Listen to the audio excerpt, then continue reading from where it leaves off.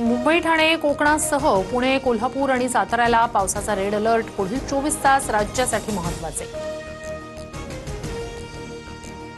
पालघरसह रत्नागिरीतील शाळा आणि महाविद्यालयांना उद्या सुट्टी जाहीर. जिल्ह्यातील रेड अलर्टच्या पार्श्वभूमीवर प्रशासनाचा निर्णय. मुसळधार ते अतिमुसळधार पावसाचा अंदाज. मुख्यमंत्री फडणवीसांकडून राज्यातील पूरस्थितीचा आढावा. नागरिकांनी प्रवास टाळा, अत्यावश्यक असेल तरच घराबाहेर पडा.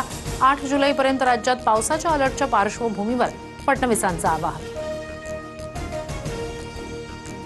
नाशिकला उद्या पावसाचा रेड अलर्ट. ढगफुटी होण्याची शक्यता. हवामान विभागाकडून 300 मिलीमीटर पाऊस पडण्याचा अंदाज. एनडीआरएफची पथकं तैनात करण्याचे मुख्यमंत्र्यांचे निर्देश.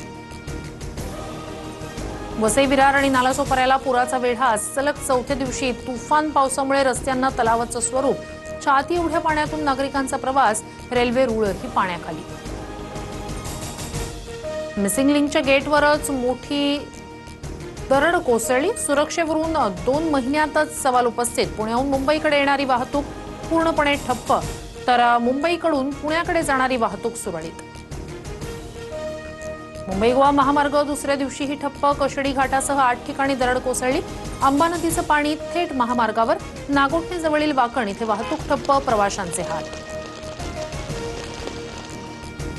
भिवंडीत 13 वर्षीय मुलगा नाल्यात वाहून बेपत्ता. अग्निशमन दलाकडून शोध सुरू. मोहम्मद अन्सारी असं बेपत्ता झालेल्या मुलाचं नाव. भिवंडीत पाण्यात वाहून गेल्याची तिसरी घटना. अहिल्यानगरमधील स्टेशन रोड परिसरात विद्युत खांबाला स्पर्श झाल्यानं 4 वर्षीय चिमुरडीचा दुर्दैवी मृत्यू. संततधार पावसामुळे विद्युत खांबात प्रवाह उतरल्याची माहिती. महावितरण विरोधात नागरिकांचा संताप. पुण्याच्या सोमवार पेठ परिसरातील धनगर गल्लीत दुमजली वाडा कोसळला. अग्निशमन दलाच्या सतर्कतेनं मोठा धोका टळला. सुदैवानं कोणतीही जीवितहानी नाही.